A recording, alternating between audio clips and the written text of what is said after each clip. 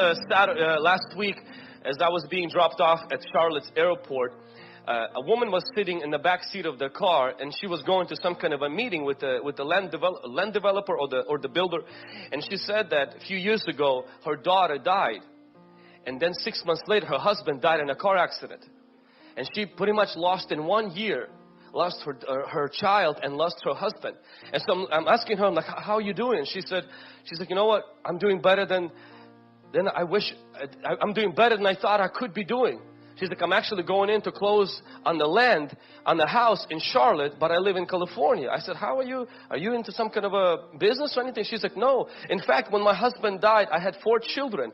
And I knew that I could stay and cry, or I realized that God is still with me. I couldn't stop what happened to him, but at the same time God is with me. She said, I pulled myself up. I went back to school. I got an accounting degree. I didn't have money, she said, to even pay for my bills. But I had a dream that one day I will support the ministry, particular ministry that she made reference to. She says, I had a big dream from God. She says, one thing led to another. I finished the school. I got a better job. Now I invest in other states. She said, well, I don't even know nothing about investing. She says, I'm an investor now, and I build houses in Charlotte, but I live in California. My future was not connected to someone who died. As precious as Moses is, as valuable as he is, as attached as Joshua was to Moses, it was his mentor. But God's plan was not connected to Moses, it was connected to his word. And because Moses died, the mission did not. Because Moses died, the calling did not. In fact, it launched Joshua into his own calling when Moses died. I just want to encourage someone who had someone leave your life. I want to encourage someone who maybe lost someone and you feel like, I don't know where to go from this. I don't know, my life is over. But your life is not over. That person maybe has left you, or maybe they died, but God's purpose and plan is still active. In fact, when God changes seasons, He does so sometimes by removing people. I don't want to come off as saying that you should start celebrating somebody who passed away. That is not in any way indication of my message. But if some people left you, that means that they were not supposed to be there permanently. Let them go. When you build a building, you put on scaffolding. And scaffolding is there to build a building. You cannot build a building without a scaffolding. But once you finish building a building, you remove the scaffolding. When God removes the scaffolding, it means a certain season of your life is come to an end. You cannot attach yourself to the scaffolding and say, I want that back. Scaffolding does not belong all the time in your house. There are people in your life, they come for a reason and they come for a season. And if God removes the scaffolding, listen, cry a river, build a bridge, and walk over that bridge, because you're walking into a new season of your life. I like what God says in here. He says, Moses, my servant, is dead. Now, therefore, arise. The funeral is over. The crying is done. He says, now, arise. And what did he say? And he says, arise and go over. That's why I say, cry a river, build a bridge, and get over this Jordan into the land that I have promised you. What does that mean? That means that when God removes someone, it's time to move forward. I remember this sermon from our pastor a long time ago. I was a teenager. Our church just started. We had this family. We were very, very small. But this particular family was very influential in Tri-Cities. And this family, the wife was a prophetess. So she gave prophecies. Now, in the Russian culture, a prophet is another word for the pastor, apostle, evangelist combined into one. A lot of times in the Russian culture, a prophet controls the pastor, the church, God, and everybody. In a lot of cases, okay? Just saying. In American culture, the prophet is completely different. I feel like they got it right. In our culture, it's a little bit different.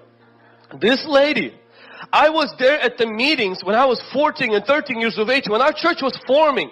And God used her to prophesy our church into existence. Meaning she gave prophetic words to our pastor. She gave prophetic words that our church will exist, that God will use our church to impact the community and the world. Our pastor was strengthened because of the prophetic words she given. But then something happened. She did not like the pastor. She did not like the church. She did not like our style of worship. In fact, her and her husband, mainly her husband, they caused so much headache to our pastor. And they were really speaking negative things. They were never happy in the church. Our church was so small, so you can see who's not happy, because there's like, 2 rows. And so very difficult to miss the unhappy faces. Now you can just put your head down and not be seen.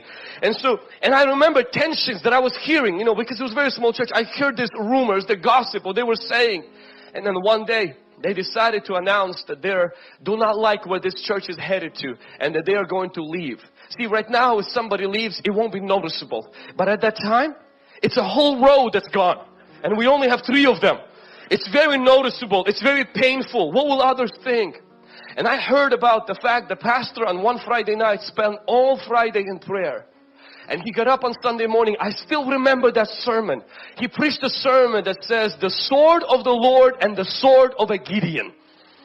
And he preached this. He says, if somebody cannot say in our church, the sword of God and the sword of Pastor Vasily, you can go. And they left. And I remember sitting, I'm a young guy, I'm just watching all of this, and I was like, oh my God, what did Pastor do? I was like, maybe we should have changed the vision for them.